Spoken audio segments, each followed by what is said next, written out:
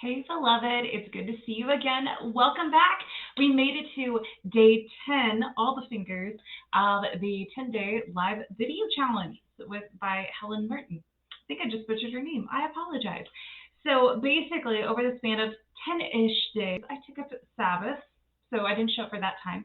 I've been showing up live to talk about assorted things. So, for instance, a personal story that's impacted me. We did a little loose simple yoga yesterday and talked about just the importance of playing. I geeked out about personality with you, about how much you can learn about yourself from understanding what you tend to lead with, especially within the Myers-Briggs Typology Indicator System, aka MBTI. We've had a lot of fun. It's been an adventure. I also told you about Sabbath and how that can be really life-giving and just something to consider, giving yourself that freedom to be. So the last thing for this 10-day live challenge is simply sharing about our own lessons that we've learned and also our own commitment moving forward, especially related to life. So if you're watching, feel free to pop in where you're coming from. That'd be really awesome to hear about that. And I know, like right now, I'm in Arizona, and for us, it's kind of chilly. Whereas I know I've got some Canadian friends, like it's totally not chilly. So there's that. But I thought I'd share with you a few of the things I've learned from doing the 10-day live video challenge and what my plans are moving forward. So if you also are a recovering overachiever or you have a tendency to overcommit, you sign up for all the things because they sound really cool and then you realize you can't do it all, or you tend to sign up to do a lot of things, commit to taking on more responsibilities than you can handle, and you do them well, but you really struggle and you don't get the sleep you need. You don't feed yourself as well. You may not exercise as much as you need to. You may be a little more snippy with those who matter to you, your VIPs in your life. Then you might be able to relate. The idea of the challenge was exciting and daunting. First of all, I have a little person who's with me most days, and it's a little tricky. How do I swing it where I don't have a little boy wandering around, getting a little bit irritated and confused? That's fun. And also, how do I get into the headspace where I want to be ahead of it, I want to be on it, but at the same time not overthink it? And that's something I've noticed when I've done yoga pep talks before. Super fun is that I'd psych myself out. I would do it, but I actually would obsess about it far more than I would prefer. And I knew it even then. Because, as we know, with coffee chats and yoga mats, we're all about learning to live intentionally with passion and purpose as God's beloved. And quite frankly, I want to be more intentional about how I manage that headspace, the time and energy that goes into thinking about and preparing for something. So, tangenting aside, a big thing that I really learned from this was to stop overthinking it. Really, do a good job, show up, be present, be engaged, have fun with it, but don't overthink it. If you make a mistake, which I made plenty, clearly, that happens. No big deal. What's the worst that happens? So don't overthink it. Another thing that I found really fun was having different challenges or topics to focus on during it.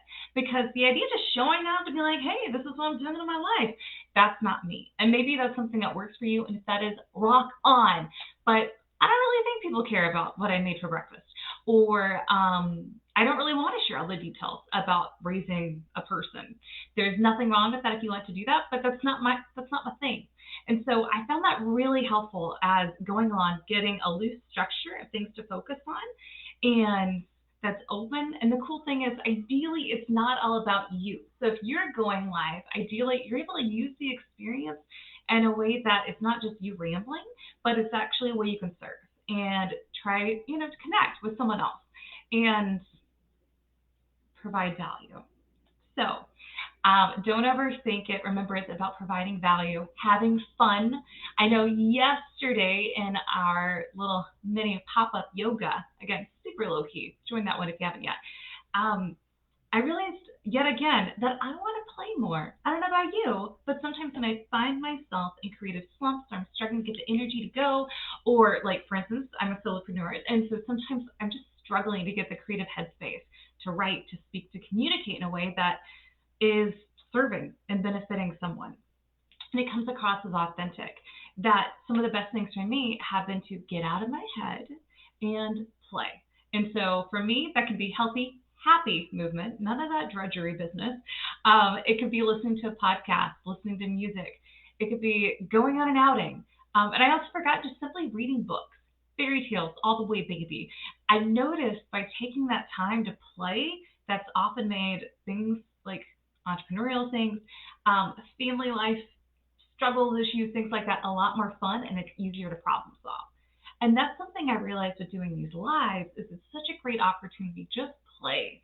I mean, really, I also know I've got a pretty small following with my page, and that's okay. All the more fun. Like, who's gonna judge you too harshly? Not to overthink it and just have fun with it.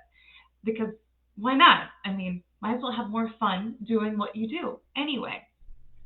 I did realize along the way something I would want to do is be a little bit more prepared because lately I've just been like, let's just do it, which has been helpful to show up. But having a few more bullet points probably would be helpful.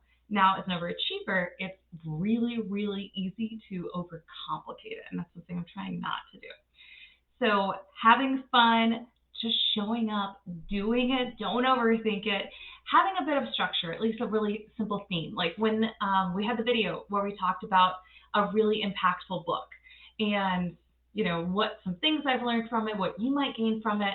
That was really fun. And quite frankly, as someone who likes to read, like I've read 200 books this year, it was really hard to choose. Which, what a fun thing to not just be absorbing all that information, but actually share it with someone else. So super fun. It's been a really great experience to be able to pop on, get that experience, get the exposure, and just kind of have some fun exploring. What are some different things to talk about, different things to try with you? Because who knows, there might be something that really resonates with you. So I'm actually going to wrap this up because I'm expecting it's quiet time again, that someone may be creeping out of their bedroom. So that being said, the last piece of this challenge was to share what we commit to moving forward. So I've shown up for 10 times for live. What am I going to do moving forward? Are we just going to vanish and then not really show up? So I thought about it, and also since my actual business time is during quiet time, which is usually 2 hours of interrupted time, at least 3 times. So that time is really precious. So I've decided that my commitment is to show up once a week. We'll keep it pretty simple and just talk about things related to the challenge that I was given or things that folks in the Coffee Chats and Yoga Maps community would like to talk about, because there's so many good things we can talk about when it comes to living intentionally with passion and purpose as God's beloved. So I look forward to seeing you at future times. Let's get past the holidays before we kind of have a more expect a consistent schedule. I'm giving myself grace. We're traveling and we're kind of expecting it to be another sicky time at the end of the year. Fingers crossed, doesn't happen. But in the meantime, thank you so much. If you popped on, if you joined me for the replay, feel free to tag it with replay. And I look forward to seeing you or you seeing me, I guess that's how it goes, at least officially starting in January every week. So until next time, you can live intentionally with passion and purpose as God's beloved. See you later.